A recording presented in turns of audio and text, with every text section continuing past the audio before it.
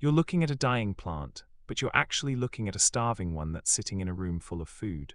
We've been taught that if a leaf turns yellow or a stem droops, we should add more water or buy a bigger bottle of synthetic fertilizer. Yet the world's most ancient forests have grown massive for millennia without a single human intervention. Imagine a towering oak tree, weighing several tons, standing in a forest where no one has ever tilled the earth or measured out a dose of nitrogen. It thrives in total silence, while the potted fern in your living room withers despite your constant attention. This creates a strange tension. Why does nature succeed so effortlessly where we struggle so deeply? The answer isn't in the plant itself, but in the dark, microscopic universe beneath it. Most gardeners see soil as nothing more than an anchor, a brown substrate meant to hold the roots in place while we pump in chemicals. But that's like trying to keep a human healthy by putting them on a permanent IV drip while they live in a sterile room.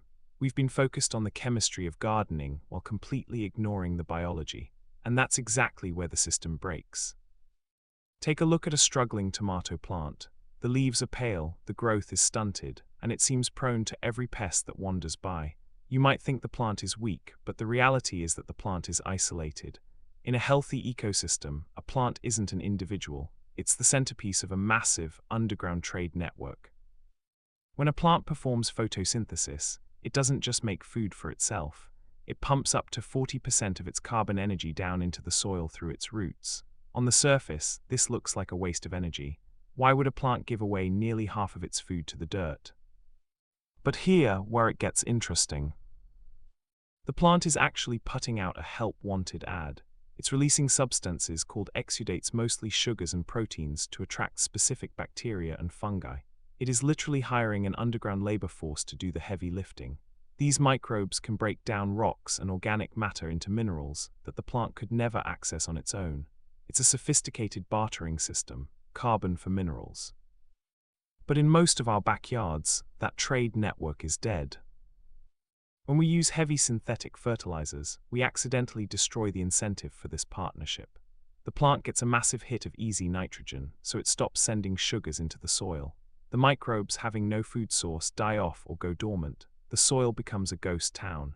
Now the plant is entirely dependent on you. If you miss one feeding, it crashes because it no longer has its microscopic allies to fall back on.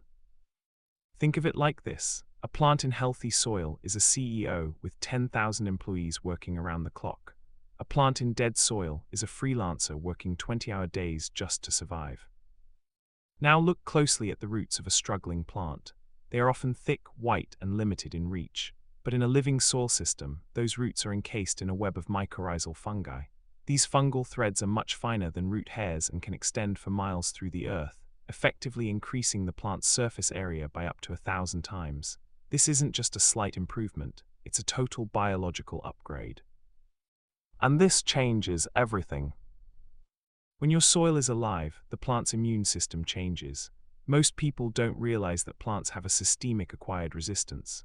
When the right microbes are present, they prime the plant's defenses. It's like a vaccine. A plant in living soil produces more complex compounds, alkaloids and terpenes that make it taste bitter or toxic to pests. When a bug bites a healthy plant, the plant fights back. When a bug bites a weak plant fed only on synthetics, it's like a buffet of simple sugars. The pest isn't the problem. The pest is just the cleanup crew for a failing system. So how do we actually fix this without a degree in microbiology? It starts by realizing that dirt and soil are not the same thing. Dirt is dead. Soil is a living, breathing entity. The first step to fixing a weak plant isn't buying a product, it's stopping an action. We have to stop cleaning our gardens. When we pull every weed and rake away every leaf, we are removing the batteries that power the soil. Imagine a forest floor. It's never bare. It's always covered in a layer of decomposing organic matter. This is the duff layer, and it acts as a protective skin. Underneath this skin, the moisture stays constant and the temperature remains stable. That's not the full story, though. To bring a dead patch of earth back to life, you need to reintroduce the workers.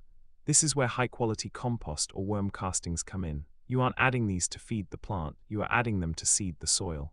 You are dropping a functional city onto a barren wasteland. Within weeks, the worms return. The fungi begin to thread through the compacted clay. the soil structure actually changes from a hard, airless block to a porous, spongy cake. Wait until you see the physical transformation of the soil itself. In dead soil, water either sits on top or runs off, taking the nutrients with it. But in living soil, the microbes produce a substance called glomalin, a biological glue that binds tiny particles together into aggregates. These aggregates create tiny air pockets and channels. This is why healthy soil feels crumbly. It can hold vast amounts of water without drowning the roots. There is a logical reason why this isn't the standard advice you hear at the big box garden centers. It's much easier to sell a plastic bottle of blue liquid every 2 weeks than it is to teach someone how to foster an invisible ecosystem that eventually takes care of itself. There is no recurring subscription fee for healthy soil. But the realization is profound. The health of everything we eat and the strength of every plant we grow is directly tied to the diversity of life beneath our feet. When we fix the soil, the plants don't just grow, they thrive with a vigor that seems almost supernatural. We've spent decades trying to dominate the garden, treating it like a chemistry set. But the most successful growers are those who realize they are actually just park rangers for a microscopic wilderness. The next time you see a leaf turning yellow, don't look at the leaf. Look at the ground. The solution isn't in your hand, it's already under your boots, waiting for you to get out of the way and let the system work. If you've ever wondered why some gardens seem to glow with health while others struggle for every inch, you're finally looking in the right direction. But what happens when the soil is healthy, but the plant still refuses to bloom? That's a secret held by the light. The next layer of this mystery isn't about what the plant eats, but how it communicates. We often think of plants as static, silent objects, but they are actually part of a massive underground internet made of fungal networks. When one plant is attacked by a pest, it sends a chemical warning signal through these fungal threads to its neighbors. The surrounding plants, receiving this data, begin pumping defensive toxins into their leaves before the insects even arrive. But here's the catch: this communication network only exists in undisturbed living soil. Every time we rototill the earth or dump high-salt fertilizers, we shatter these delicate biological wires. We effectively mute the garden, leaving every plant to fight its battles in total isolation. This shifts the entire goal of gardening. You aren't just growing a tomato or a rose, you are maintaining a communication hub. When you see a garden that seems to resist disease effortlessly, you aren't looking at lucky genetics. You're looking at a community that is talking to itself, sharing resources, and sounding the alarm long before the crisis hits. And once you see that hidden web, you can never look at a patch of dirt the same way again. But if the soil is the engine and the fungi are the wires, what is the fuel that keeps the whole system from burning out? The fuel is carbon, but not the kind we usually talk about in climate reports. In the world of the soil, carbon is the currency of life, and most of us are running on a bankrupt account. If you look at the dark, rich color of a forest floor, you're looking at humus. This isn't just decomposed leaves, it's a stable, complex form of carbon that can stay in the soil for hundreds of years. Think of it as a biological battery that never loses its charge. Most modern gardens are carbon anemic. We grow our plants, harvest the fruit, and then pull up the stalks and toss them away. We are constantly withdrawing from the bank without ever making a deposit. But here, where it gets interesting. When you leave organic matter like wood chips, straw, or fallen leaves on the surface, you aren't just mulching. You are initiating a slow-motion explosion of life. As specialized fungi break down that carbon, they create tiny pockets that act like a magnetic sponge. This sponge can hold up to 90% of its weight in water. This is why a healthy garden survives a heat wave while the neighbor's yard turns into a dust bowl. The neighbor is relying on a garden hose. The living soil is relying on a deep, internal reservoir. And this changes everything about how we perceive weeds. We've been taught that a bare, brown garden bed is the mark of a clean gardener. In reality, nature hates a vacuum.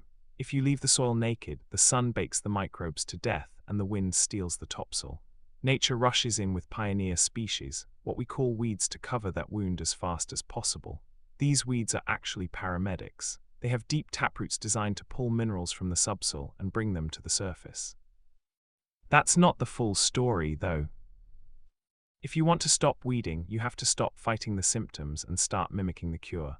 By covering your soil with a thick layer of carbon-rich mulch, you signal to the ecosystem that the wound is healed. The weed seeds, sensing that the ground is covered and cool, stay dormant. You aren't just suppressing weeds, you're changing the biological signal of the land. But there is a subtle tension in this process. Most people get impatient. They want the instant green-up of a chemical spray. Building a carbon battery takes time, months, sometimes a full season. It requires a shift from being a consumer of the garden to being a steward of the cycle. The realization is simple but heavy. A plant's strength is just a reflection of the soil's wealth. When you stop feeding the plant and start feeding the soil, the plant becomes a byproduct of a healthy system rather than a fragile project requiring constant rescue. So if we have the biology, the communication, and the fuel, why does the perfect garden still feel so elusive? The final piece isn't in the dirt or the light, it's in the rhythm. Do you know how to tell when your soil has finally flipped from dead dirt to a living organism? The signal isn't a color or a measurement, it's a smell. If you grab a handful of healthy soil and inhale, you'll notice a deep, earthy scent. That's geosmin, a chemical byproduct released by a specific group of soil bacteria called actinomycetes. Humans are evolutionarily calibrated to detect this scent. We can smell it in the air at concentrations of 5 parts per trillion. It's the smell of rain hitting the earth. When your garden smells like that, it's announcing that the infrastructure is finally online. But here, where the logic takes a sharp turn. In a dead system, the soil smells like nothing, or worse, like sour vinegar or sulfur. This indicates anaerobic conditions, spots where the soil has become so compacted that air can't penetrate. In these dead zones, the helpful microbes die off and pathogens take over. Most people see a sick plant and think it caught a disease from the air, but the disease was actually invited in by the lack of oxygen in the root zone. And this changes everything about how we look at drainage. We're told to add pebbles to the bottom of a pot or sand to a garden bed to help water move. But that's a mechanical fix for a biological problem. Real drainage is created by the movement of life. When earthworms and microscopic insects tunnel through the earth, they create a permanent ventilation system. In a truly living soil, the earth breathes every time the atmospheric pressure changes. The soil literally inhales oxygen and exhales carbon dioxide, just like a lung. That's not the full story, though. The ultimate validation of this system comes during the harvest. Plants grown in living soil don't just look different, they are chemically superior. Because the microbes have been mining deep minerals, zinc, magnesium, selenium, those elements end up in the fruit. A tomato grown in dead dirt with synthetic fertilizer is essentially a bag of water and sugar. A tomato grown in living soil is a complex cocktail of micronutrients.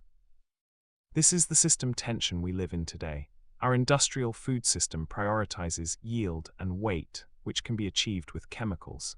But vitality and density can only be achieved with biology. We've traded the invisible health of the soil for the visible size of the fruit, and we are only now beginning to realize the cost of that bargain. But here, where it gets interesting. You don't need a farm or a massive estate to restart this cycle. You can trigger this biological flip in a single flower pot or a small backyard patch. Once the microbes take hold and the fungal web begins to knit together, the maintenance drops to almost zero. You stop being the plant's life support system and start being its guardian. The realization is quiet. But it's the most important one you'll ever have as a grower. You were never meant to grow the plant.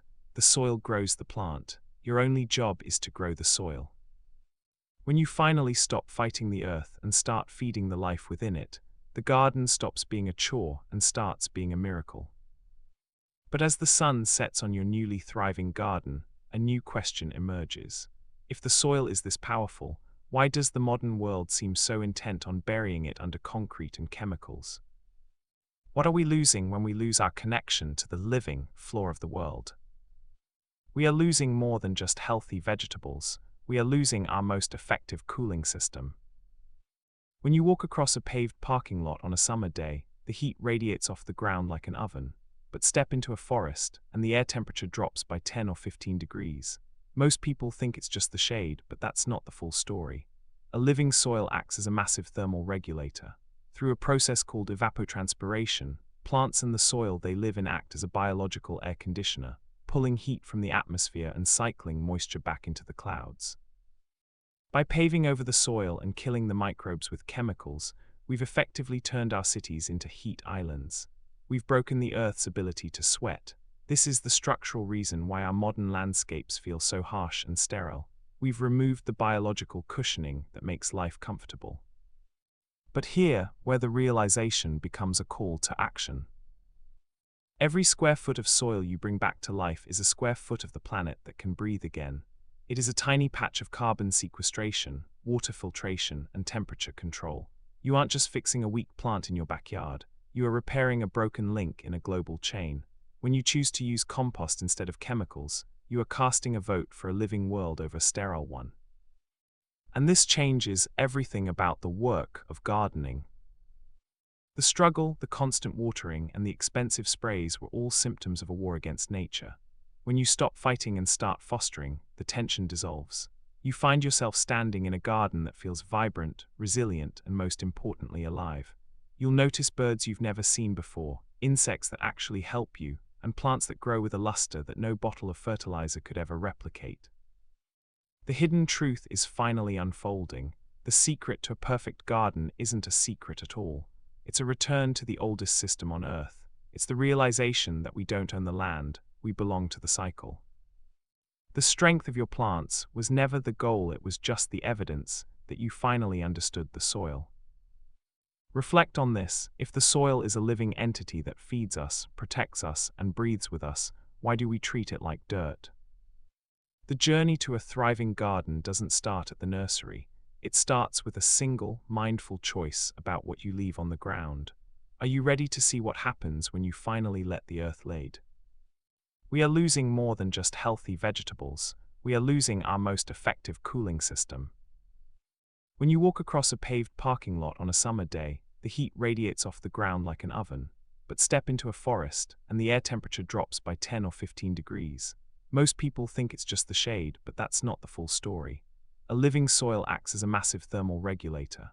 Through a process called evapotranspiration, plants and the soil they live in act as a biological air conditioner, pulling heat from the atmosphere and cycling moisture back into the clouds. By paving over the soil and killing the microbes with chemicals, we've effectively turned our cities into heat islands. We've broken the Earth's ability to sweat. This is the structural reason why our modern landscapes feel so harsh and sterile. We've removed the biological cushioning that makes life comfortable. But here, where the realization becomes a call to action. Every square foot of soil you bring back to life is a square foot of the planet that can breathe again. It is a tiny patch of carbon sequestration, water filtration, and temperature control. You aren't just fixing a weak plant in your backyard, you are repairing a broken link in a global chain. When you choose to use compost instead of chemicals, you are casting a vote for a living world over a sterile one. And this changes everything about the work of gardening. The struggle, the constant watering, and the expensive sprays were all symptoms of a war against nature. When you stop fighting and start fostering, the tension dissolves. You find yourself standing in a garden that feels vibrant, resilient, and most importantly alive. You'll notice birds you've never seen before, insects that actually help you, and plants that grow with a luster that no bottle of fertilizer could ever replicate.